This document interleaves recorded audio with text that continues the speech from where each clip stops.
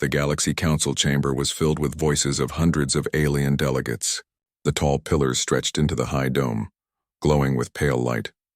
Representatives from many species sat in curved rows, their eyes all fixed on the humans who had come before them. Daniel Carter stood tall, though he felt the heavy pressure of those stares. Beside him, Laura Mitchell kept her calm expression, though her heart beat fast inside her chest. The council's leader, a being with silver skin and long ridges along its head, spoke with authority. Its words echoed through the chamber. It told them that Earth was to submit to the will of the galaxy. Humanity had no seat of power, no right to shape laws, no place to resist. Other delegates added their voices, reminding the humans that their world was young and fragile. They said humans were reckless, too violent, too emotional. The council expected obedience, not discussion. Daniel listened, holding his anger inside. His mind went back to Earth, to the long history of struggle and survival. He thought of wars, of disasters, of hardship that had always forged humanity into something stronger. Laura raised her eyes and spoke carefully. She said humanity had heard the council's words, but she did not say they agreed. Her tone was polite, yet firm enough to show that Earth was not easily broken. The aliens scoffed, some even laughed. They believed humanity had no choice but to bow. The council leader ended the session with a cold warning. If Earth resisted, punishment would come. The words struck like iron, but Daniel and Laura did not flinch. As they left the chamber, the halls outside seemed darker, the voices of alien guards sharp and dismissive. Laura looked at Daniel. She asked if Earth could stand against so many. Daniel answered with steady confidence. He said Earth had always stood when no one believed it could. He said the council did not know what humanity was capable of. Laura nodded. She felt the same fire grow inside her. Their shuttle waited for them on the landing platform. The metal floor glowed with soft lines of light. They stepped aboard, the hatch closing behind them. Through the small window, Daniel looked out at the vast city of the alien capital. Towers of crystal and metal pierced the sky.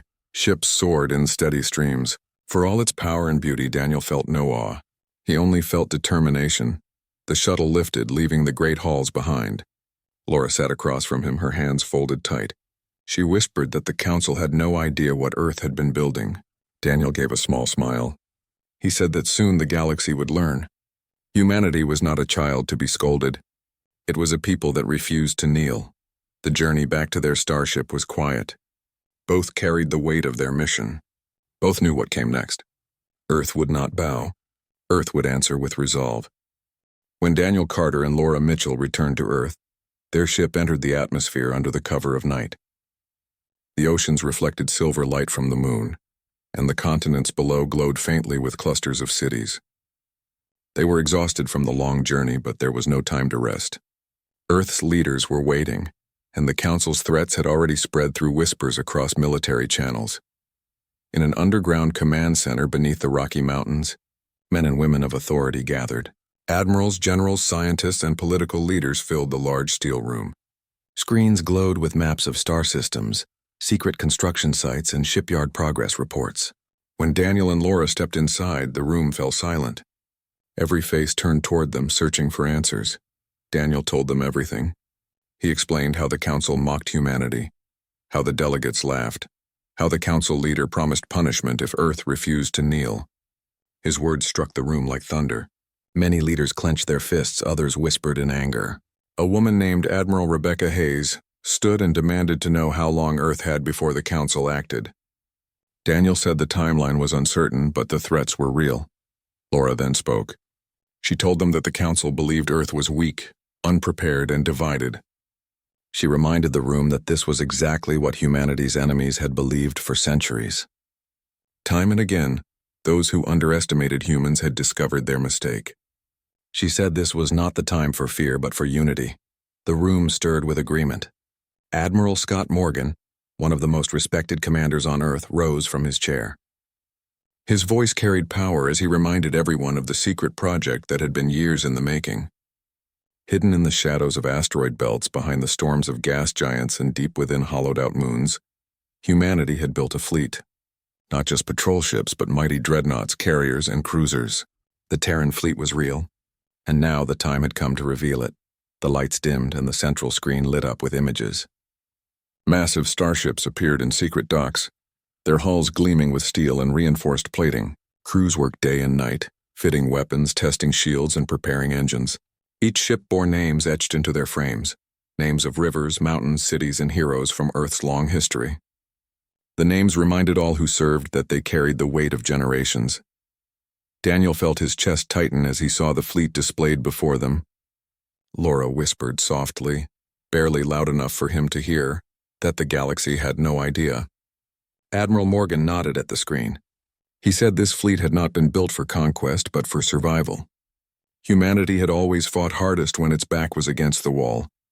These ships were proof that Earth was ready. For hours, the leaders debated strategy. Some urged caution, suggesting that Earth reveal its power slowly to avoid provoking immediate attack. Others argued for strength, saying the Council should be shown the fleet at once, so no one would dare raise arms against Earth. The discussions grew heated, but through it all one truth remained. Humanity could no longer remain hidden. The Council believed Earth would bow. They would soon discover how wrong they were. Late into the night, the meeting ended. Daniel and Laura walked through the quiet halls of the command center, the weight of responsibility heavy on their shoulders. Daniel thought of the ordinary people on Earth, families in small towns, workers in the cities, children playing in the streets. None of them knew yet how close the galaxy was to forcing its will upon them, and none of them knew the fleet that was about to rise in their defense. Laura stopped at a large window that looked out toward the distant horizon. She spoke softly, almost to herself, about how fragile Earth looked compared to the vast power of the galaxy. Daniel stood beside her, his voice steady as he reminded her that Earth's strength had never been measured by size or numbers. It had always been measured by spirit, and that spirit lived in every man, woman, and child who refused to kneel. As dawn rose, news spread quietly among the highest ranks of Earth's defense. The fleet would soon be revealed. Across hidden stations, crews prepared their ships for launch. Engines roared to life for the first time. Shields hummed and weapons gleamed in the artificial light of massive docks. Men and women in uniform stood proud, knowing they would be the first line of defense for humanity. They were not just soldiers. They were guardians of Earth's future. Daniel and Laura watched from the command deck as transmissions came in from every hidden yard. The voices of captains, engineers, and pilots filled the room, each one ready to stand against whatever the galaxy sent. Humanity was not preparing for war. Humanity was preparing to survive, and in their survival, they would show the galaxy that Earth would never bow. In that moment, Daniel understood that history had turned. The Council had expected silence, but they would hear thunder. The galaxy had expected fear, but they would see defiance. And when the fleet appeared, humanity would no longer be ignored. The days that followed were tense. Across Earth and its secret stations, the Terran fleet moved from shadow into light. In the hidden docks of Saturn's moons, massive dreadnoughts rumbled as their engines came to life. At the edge of Jupiter's orbit, cruisers floated into open space for the first time, their hulls gleaming against the dark sky. Humanity had been preparing for this moment for decades, and now the veil was being lifted. Rachel Morgan, the daughter of Admiral Scott Morgan, stood on the bridge of her ship. She was the youngest captain of a dreadnought, but her crew respected her strength and calm.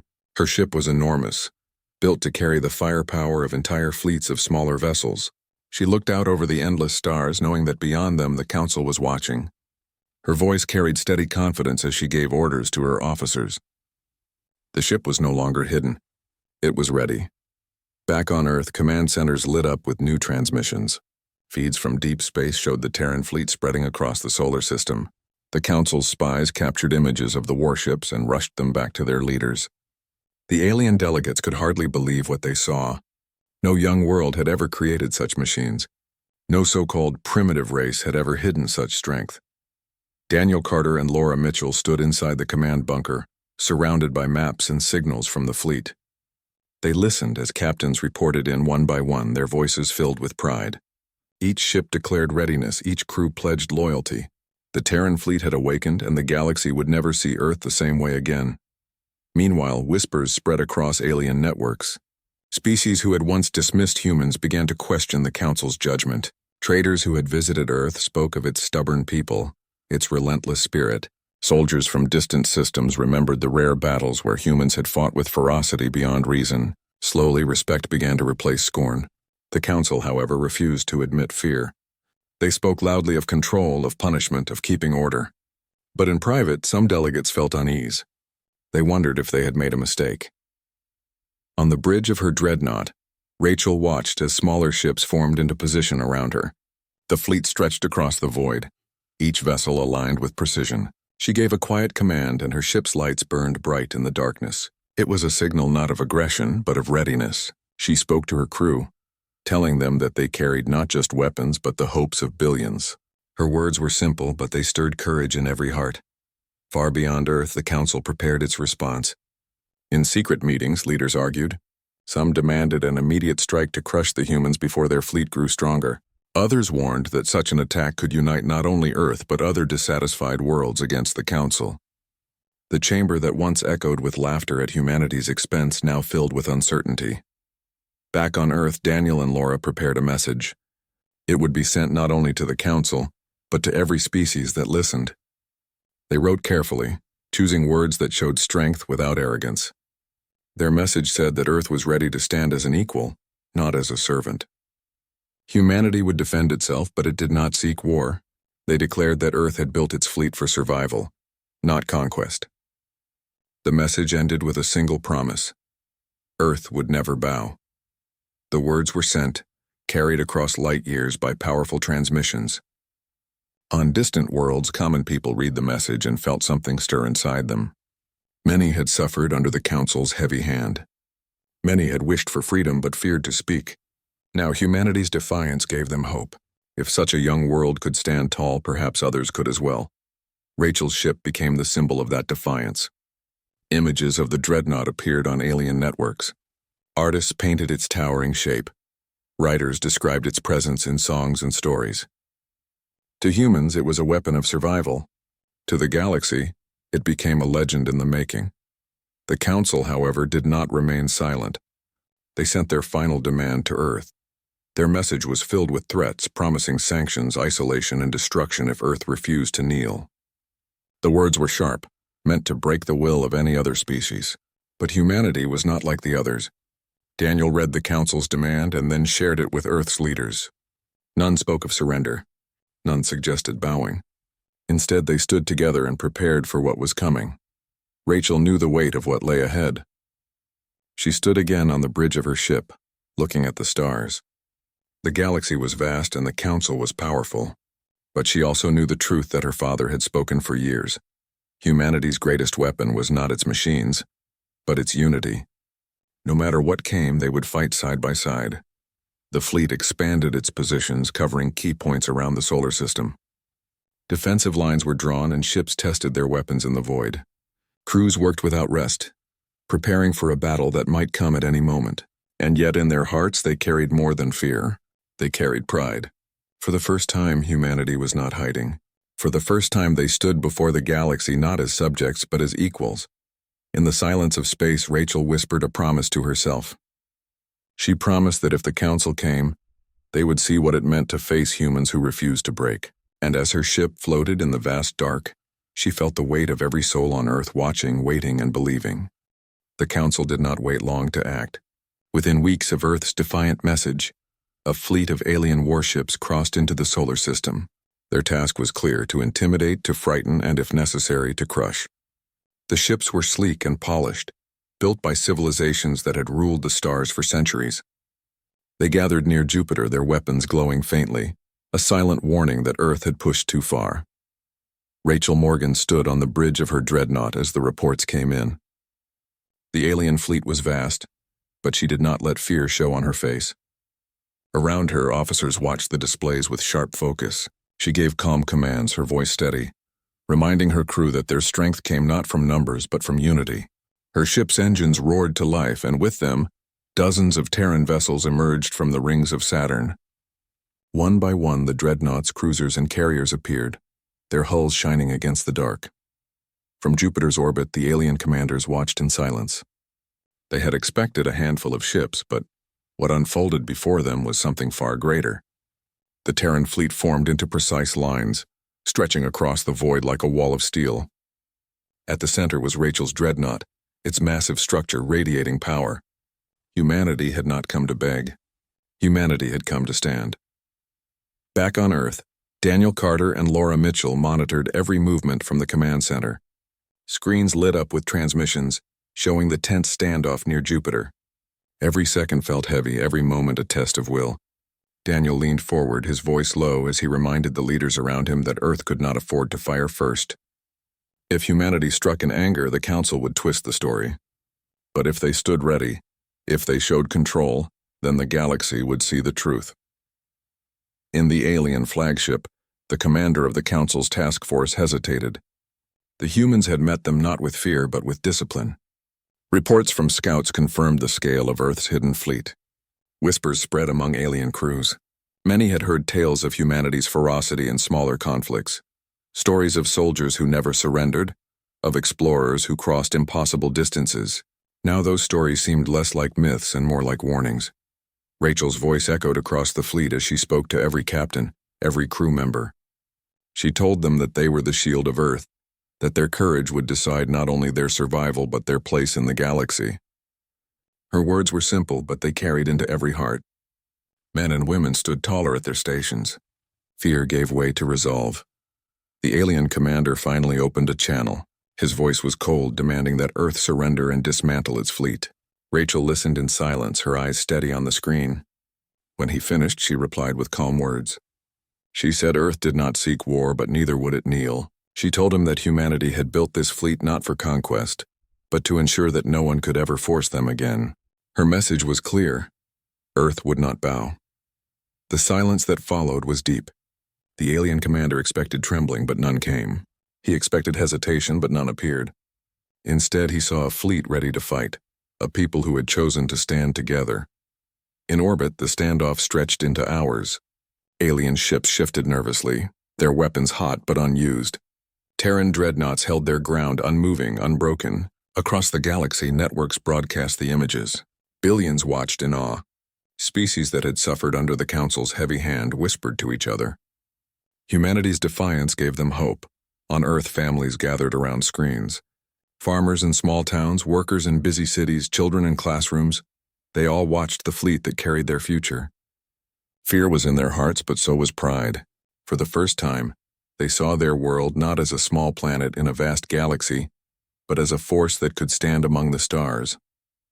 As the sun rose over Earth, the standoff finally began to shift. The alien commander, sensing that battle would not bring easy victory, ordered his fleet to retreat. Slowly, their ships pulled away from Jupiter's orbit. Humanity had not fired a shot, yet they had won a battle greater than any war. They had shown the galaxy that they would not be broken. Rachel stood on the bridge, watching as the last alien ships vanished into the darkness. Her crew erupted in cheers, but she raised her hand for silence. She reminded them that this was not the end. The Council would not forget, and the days ahead would be filled with trials. But she also reminded them of the truth. They had stood against the galaxy's might, and they had not bowed. Back on Earth, Daniel and Laura shared a quiet moment. They knew history had changed.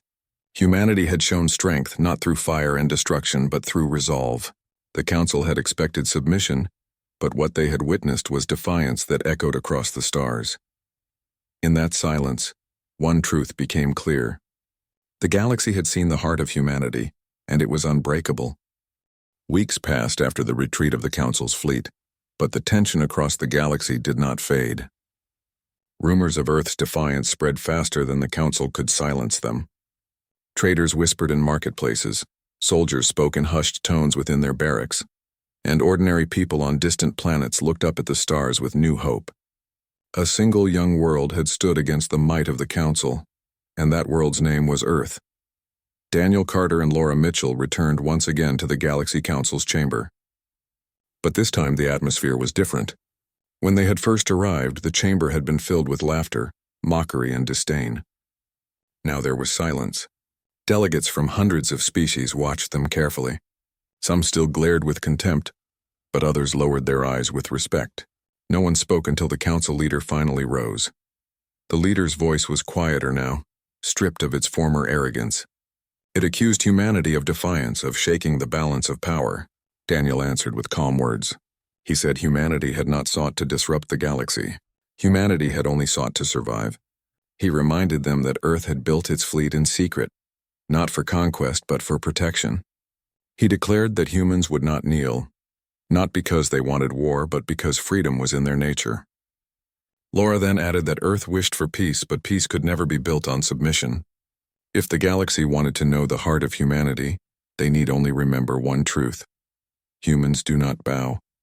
Murmurs filled the chamber. Some delegates shifted uneasily, others nodded in agreement. For the first time, Earth's words were not dismissed. They were listened to. The silence that followed was heavy, but it was not the silence of mockery. It was the silence of recognition. Far away in the void of space, the Terran fleet remained on guard. Rachel Morgan still stood on the bridge of her dreadnought, her eyes always scanning the stars. Her crew had become a family, hardened by long hours of readiness. They knew the council might return, stronger and angrier than before. Yet no one wavered. Each day they drilled. Each day they stood ready. And each day their resolve grew deeper. Across Earth, life continued, but it was no longer the same. Children who once dreamed of flying airplanes now dreamed of commanding starships. Artists painted the shining shapes of dreadnoughts across canvases. Farmers in quiet fields looked at the night sky and smiled, knowing that above them guardians watched. Humanity had been underestimated for so long, but now it was seen, truly seen, by the stars themselves. Daniel and Laura continued to work with Earth's leaders. They drafted new alliances, not only with the Council but with other worlds that had grown weary of submission. Quiet messages began to arrive from planets across the galaxy, from species that wished for change. They admired Earth's courage and sought its friendship. Humanity had become a symbol, not just of defiance but of hope. The Council, though shaken, could not erase what had happened.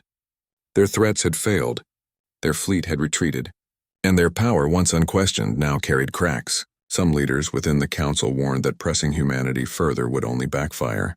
Others argued that Earth must still be punished. But none could deny what the galaxy had seen. The humans had stood unbroken. Rachel often thought about the standoff near Jupiter. She remembered the silence, the weight of those alien ships, and the way her crew had stood firm without fear. She knew that moment had changed everything. She promised herself and her crew that if the Council ever returned, they would be ready.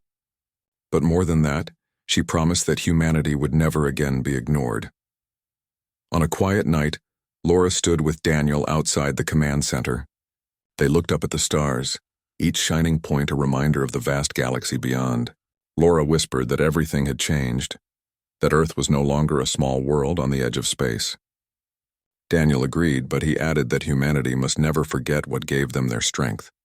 It was not just the ships, not just the weapons, but the spirit of the people, the willingness to stand when all others expected them to fall. When the next council session began, the chamber was filled once more. But this time, when Daniel and Laura entered, they were not mocked. They were given a seat. It was not yet equal, not yet complete acceptance, but it was more than any human had ever been offered. It was recognition. Humanity had earned its place not through submission but through resolve. And so the legend of Earth's fleet spread. Songs were sung, stories were told, and across countless worlds people spoke of the day humanity stood against the galaxy. Parents told their children that no matter how small or young one might be, courage could change the stars themselves. Rachel Morgan, still at her post among the stars, listened to the quiet hum of her ship. She looked at her crew, at the fleet that stretched far across the darkness, and she felt pride. Not pride in conquest, but in survival. Not pride in power, but in unity. Humanity had shown the galaxy its heart, and that heart was unyielding. The Council thought humans would bow. But instead, the galaxy witnessed something it would never forget. Earth's fleet had appeared, and with it, a new chapter of history had begun. Humanity would walk among the stars not as subjects, but as equals. And the message that echoed across the universe was simple, clear, and eternal. Humans do not bow.